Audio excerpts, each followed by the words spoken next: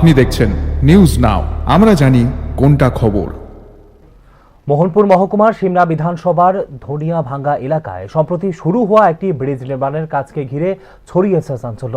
অভিযোগ, নির্মাণ কাজ শুরু হওয়ার কয়েকদিনের মধ্যেই মুখে কালো কাপড় বাঁধা অবস্থায় 5টি বাইকে করে প্রায় 10 থেকে 12 জন দুষ্কৃতী আচমকা হাজির হয় ব্রিজ নির্মাণ স্থলে। অভিযুক্তরা কাজ চালু রাখার জন্য মোটা অঙ্কের টাকা দাবি করে এবং ম্যানেজারকে উদ্দেশ্য করে অশ্রাব্য ভাষায় গালিগালাজ ও ভয়ভীতি প্রদর্শন করে। আকস্মিক এই ঘটনায় নির্মাণ কর্মীদের মধ্যে আতঙ্ক ছড়ায়। গোটা ঘটনাকে নিয়ে সংবাদ মাধ্যমের মুখোমুখি হয়ে স্থানীয় ভিসি চেয়ারম্যান জানান, উন্নয়নমূলক কাজকে বাধা দিতে পরিকল্পিতভাবে এই ধরনের ঘটনা। দোষীদের দ্রুত চিহ্নিত করে কঠোর আইনি ব্যবস্থা নেওয়ার দাবি জানান তিনি।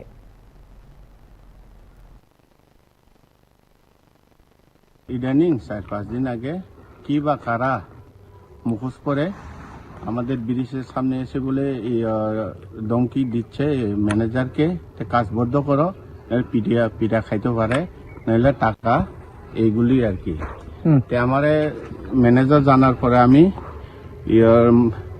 কন্ট্রাক্টরের সঙ্গে রাত্রে কথা হয়েছে আমার, সঞ্জন নাগ এজেন্সি যেহেতু ওসব বাজারের উনি কন্ট্রাক্টর, সে বলছে চেয়ারম্যান বাবু একটা বিষয় তো শুনেন কি, গুন্ডাগার দিকে 5টা বাইকে বলে 10 জন ছিল, চশমা টুপি এগুলি আর কি। বাসা বলে খুব খারাপ তাদের।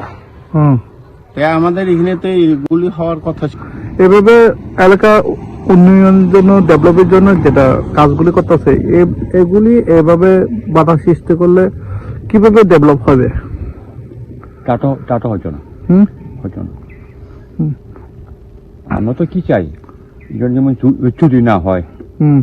হ্যাঁ, আপনারা ইয়ার সঙ্গে কন্ট্রাক্টরের সঙ্গে জিজ্ঞেস করেন, এরপরে ম্যানেজারের সঙ্গে আপনারা কথা কইতে পারবেন যে তারা এখানে কোনো চুর টুর হয় কিনা।